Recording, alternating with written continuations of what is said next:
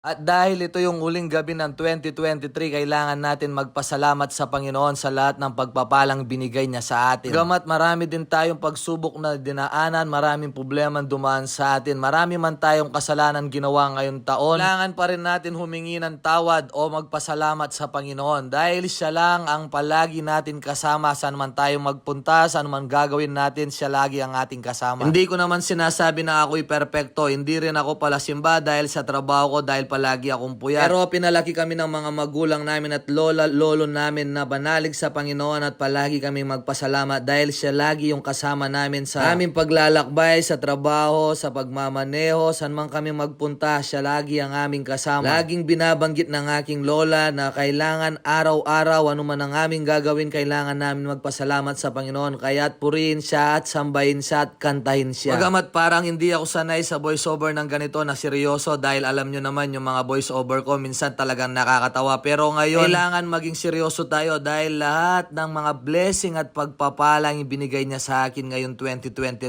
sobra umaapaw yung pagpapala. Kaya kailangan ko siyang pasalamatan. Hindi lang ako ang kailangan magpasalamat, tayong lahat sa lahat ng mga pagpapalang ibinigay niya sa atin. Kaya ngayon tatayo tayo sa harapan dahil kailangan natin magpasalamat at ipaalam sa mga tao kung ano yung mga pagpapalang ibinigay ng Panginoon sa atin. Umunang dili po, pasalamat ko ang Lord ngayong 2023 na dakal pong pagpapalang miras po kaya kami.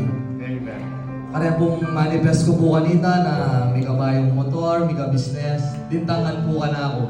And of course po pa mag-vlog, na gagawang ko mo pong pikatulan, dintangan sinikat ko mo po ako. Dahil yan po abe ko. Abe po yung meaning na abe ko. Dahil yan po meaning abe ko, palay din po sasabihan ka na ako na king wagi ang bubukan ng karela.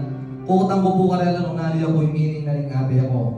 Yung meaning na bubukan ng karela is kaya bende, asawa ko, tao ko, kaluguran ko. Iya ko po yung abe ko, iya po yung meaning na bukan na ako. Pagamat malagat ko bubong pagramdam kayo yung salita ng Lord Kenny, kay simbahan, dahil panay ako pupuyat kay mo bravo. Always na ako pong pasalamat kaya niyabi po, bibigyan na po ka na ako yung pagpapalangin eh.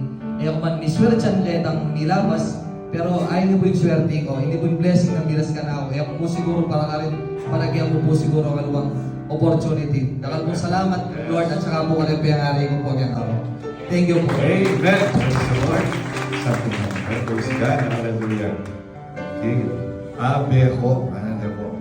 At napakasarap mag-share sa harapan ng Panginoon sa lahat ng pagpapalang ibinigay niya sa akin. Naranasan nyo na rin ba itong pagpapasalamat sa harapan ng mga tao dahil sa mga pagpapala ng Panginoon? Sigurado lahat ng mga tao nahihiyang magpasalamat sa harapan ng mga tao dahil sa pagpapalang binigay ng Panginoon. Pero alam nyo, huwag kayong mahiya dahil napakasarap sa pakiramdam na pinapasalamatan mo yung Panginoon sa harapan ng mga tao. Bagamat ang hirap mag-voice over ng ganito dahil hindi ako sanay, pero kailangan kong ipaalam sa inyo dahil para magpasalamat din kayo dahil para sa mga batang nanonood sa akin, ito yung mga pagpapalang ibinigay ni Lord sa akin. Kikita nyo naman dati, hinahabol-habol ko lang yung mga big bikes sa aking mga video. Sinasabi ko lang na magkakaroon tayo ng business o babe shop. Yun binigay ni Lord dahil alam niya, deserve natin ang puyat at pagod dahil para sa ating pamilya nangangarap tayo at nagdadasal at palagi tayong nagpapasalamat sa Kanya. Kaya sa mga solid abe ko, mga batang nanonood sa akin, ito yung achievement ko ngayon dahil sa inyo, dahil sa suporta nyo, maraming